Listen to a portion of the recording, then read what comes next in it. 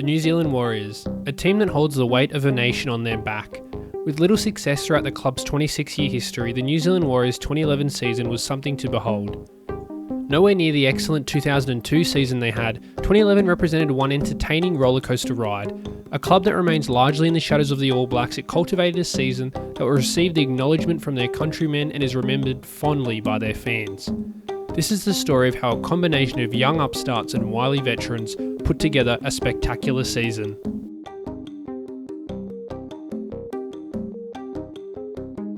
First, let's analyse their head coach, Ivan Cleary.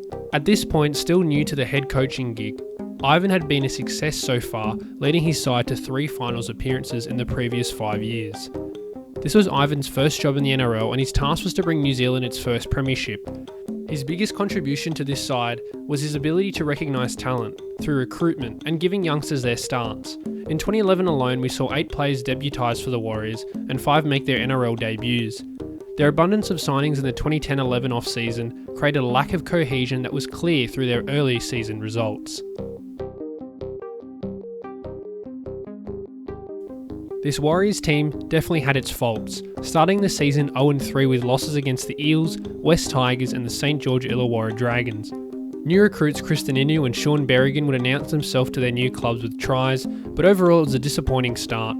The Warriors were struggling and needed to shift things around, which they did by moving Kevin Locke from wing to fullback for Glenn Fishiahi, which would prove to be a masterstroke as it allowed the freakish Locke to break out. Locke would enter the peak of his powers in 2011, making his debut for the New Zealand international side during that year. Let's not forget new debutant Elijah Taylor, whose introduction on April the 3rd would spur the Warriors to go on to win 7 of their next 8 games. James Maloney was immense through the first half of the season as well, scoring points at an incredible rate. 2 performances that can be pinpointed as his round 4 and round 9 performances, scoring 14 and 18 points respectively. Maloney was fresh off a representative year in 2010 and was the Warriors' out-and-out star during this half of the season. Heading into the first bye week in round 12, the Warriors sat in 5th place. They were known as the team that would outscore their opponents rather than shutting them out, adopting an entertaining style of play. Returning from the bye, they would lose their starting 5'8" Brett Seymour to injury, with coach Ivan Cleary feeling it was time to reach into their riches of youngsters. Now this wasn't any youngster, this guy was a prodigy. Enter Shaun Johnson, a guy that had been making waves over the internet with hundreds of thousands of views on his touch footy highlights. Johnson had outer-worldly agility, speed and stepping ability, which is why he was incredibly hyped up. Johnson's first breakout game would come in his second appearance against the West Tigers, where he would line up against his idol Benji Marshall. He would have his first highlight of many, splitting the defence before performing a filthy goosey, before scoring in the corner. Even with Johnson's explosive start, I'd be lying if I said it was all going well, as the New Zealand Warriors would go on to lose 4 straight with their new halves partnership. With the Warriors on the outside of the finals chase looking in, there was reason for concern. Lucky for the New Zealand Warriors, the beast would arise, and when I mean the beast, I mean Manu Vatuvei. With only 2 tries prior to the round 12 bye, Manu would go on a tear with his damaging runs and try-scoring prowess, finishing off a total of 12 tries to lead the New Zealand Warriors for the 5th consecutive season. His increased offensive output correlated to the Warriors reviving their 2011 season. We saw both Johnson and Maloney finally gel with a win in round 18 over the Gold Coast Titans, which was a key turning point. The Warriors would go on to win 4 straight and return to 6th on the ladder with a record of 11 wins and 9 losses. Within all this madness of the winning and losing streaks were the consistent New Zealand Warriors veterans that were foundation pieces to this team. These guys were Lance Hohaia, Simon Mannering, Michael Luck and Sam Rapira, who had all represented the club for over half a decade and were crucial to the Warriors staying afloat in the 8. Lance Hohaia, in fact, had been at the club since 2002 and was Mr. Do-It-All, an incredibly versatile player that could play across the park. Captain Simon Mannering would feature in the centres earlier in the season before shifting into the second row with Feleti Mateo, where both players shone. The Warriors, following their 4-game win streak which ended in round 21, finished with 3 wins and 2 losses which kept them safely in 6th place. It was an up and down season and there were no expectations for the Warriors to progress any further than the first round. Heading into the finals, the Warriors would face one of the toughest tests in football, an away match against the Brisbane Broncos at their fortress, Suncorp Stadium.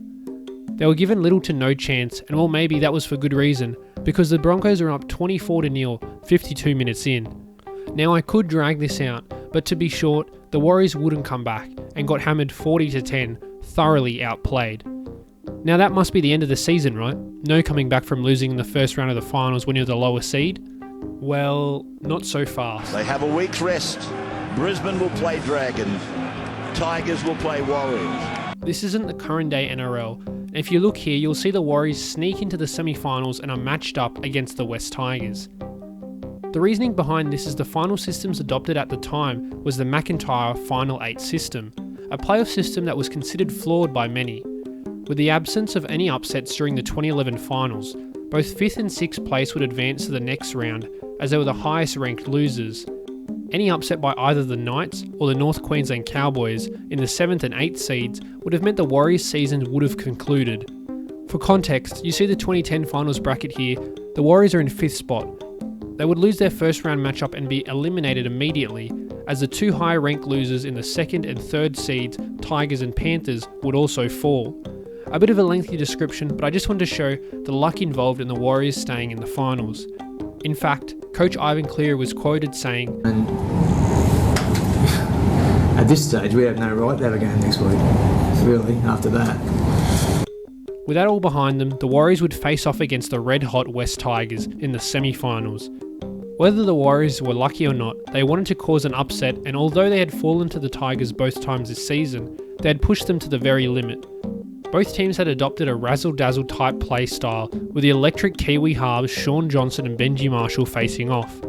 It was the superstar Benji who would get the first say, stepping off his right foot to put the Tigers 12-0 up. Kevin Locke would show his pace around the ruck and set up James Maloney to make it 12-6. A Robbie Farah try would push the score to 18-6, and it looked as though that the Warriors would be outclassed similarly to the prior week. The Warriors though would come out energised, and a slick Johnson short ball would lead Felipe Mateo over to score. The Tigers would convert a penalty to make it 20-12 before club legend Lance Hohai would step up in potentially his final game to sneak in from dummy half. This huge play was followed by another one, as Johnson launched a bomb for the outstretched Kristen Inu, who in a scramble managed to force the ball on the goal line. Calls for double movement fell on deaf ears, as the video referee would award the try, giving the Warriors an enormous upset win. This progressed the Warriors to the preliminary final against the minor premiers, the Melbourne Storm, a team which they had finals history with. 3 seasons prior in 2008, the Warriors beat the Storm in the final minutes as the 8th place side, which remains one of the biggest upsets in NRL history. They were looking to replicate these heroics down in Melbourne and would get off to a solid start. 16 minutes in, the Warriors had jumped out off the blocks to a 12-6 lead, courtesy of James Maloney. The half would finish 14-12 to the Warriors and would remain that way for the majority of the game. It stayed in this lull until we were given an absolutely brilliant moment in the 76th minute. Sit back and enjoy. Gets the pass to Johnson. Johnson still going. Dummies again. Johnson into the An all-time highlight by Shaun Johnson. That would book the Warriors their second ever appearance in the NRL Grand Final. The competition would not get any easier for the Warriors as they would face the Manly Sea Eagles, a side that in the previous week had convincingly beat the Brisbane Broncos. In an effort to challenge the Manly side, Ivan Cleary reshuffled the New Zealand Warriors forward pack, with Russell Packer, Lance Hohai and Elijah Taylor all moving to the starting lineup, replacing Sam Rapira, Aaron Hiromaya and Felipe Mateo. It was a bold move considering it came days before the grand final. The Warriors were of course ranked outsiders as they stepped out in front of the 81,000 capacity crowd.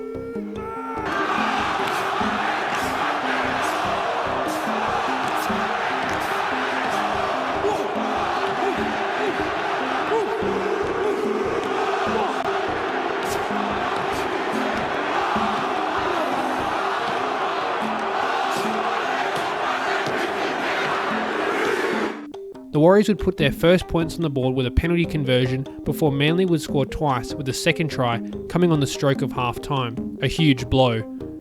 Manly would score again, making it 18-2 before Johnson would chime in with some brilliance, setting up 2 tries for his wingers. A missed kick by James Maloney would mean they would trail by 2 tries, with that deficit proving to be just too much. The Warriors' run would come to an end, and although disappointing, the season was one that brought much joy to Kiwis and NRL fans alike. Their season was by no means perfect, but that represented what was beautiful about that year. A complete underdog who on their way took their luck and rode the roller coaster. The New Zealand Warriors may have not won a premiership, but they did win the hearts of a nation. So that ends the New Zealand Warriors 2011 documentary. Keep in mind that some parts of this video could be missing as the NRL may have copyrighted it. If you enjoyed this video, like, subscribe and hit that post notification bell for more alpha content. Many more videos to come, and thanks for watching.